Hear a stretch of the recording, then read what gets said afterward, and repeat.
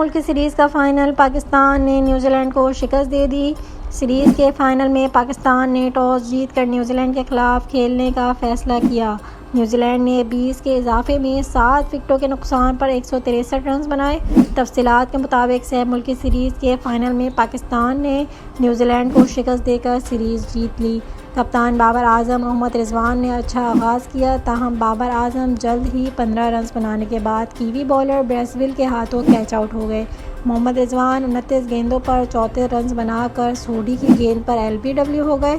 सह मुल्की T20 series के फ़ाइनल में न्यूजीलैंड ने पाकिस्तान को जीत के लिए 164 रन का हदफ दिया था। सीरीज़ के फ़ाइनल में पाकिस्तान ने न्यूजीलैंड के ख़िलाफ़ टॉस जीतकर फील्डिंग का फ़ैसला किया। न्यूजीलैंड ने 20 ओवर्स में 7 विकेटों के नुकसान पर 63 रन बनाए। मैच के आगाज़ में कीवी ओपनर फ्लिन एलन सिर्फ 12 रन बनाकर नसीम शाह की गेंद पर बोल्ड हो गए। 5वें ओवर में डेविड कॉनवे 14 रन बनाकर फास्ट बॉलर हारिस रऊफ की गेंद पर आउट हुए।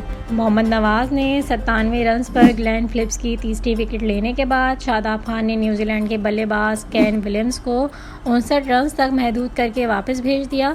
मैच के 19वें ओवर में सैंड बॉलर नसीम शाह ने मार्क जेपमैन की विकेट हासिल की, जो 25 रन बनाकर क्रीज पर लौटे थे। ये मैच में पाकिस्तान की बेहतरीन परफॉर्मेंस में से एक थी।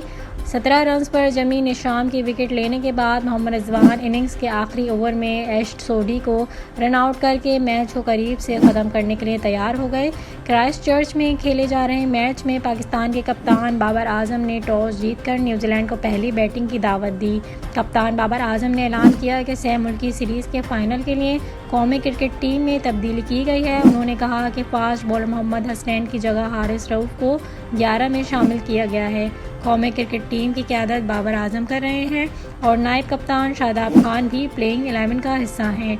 दीगर खिलाड़ी में मोहम्मद रिजवान, शाह एम सऊद, इफ्तिखार अहमद और हैदर अली शामिल हैं।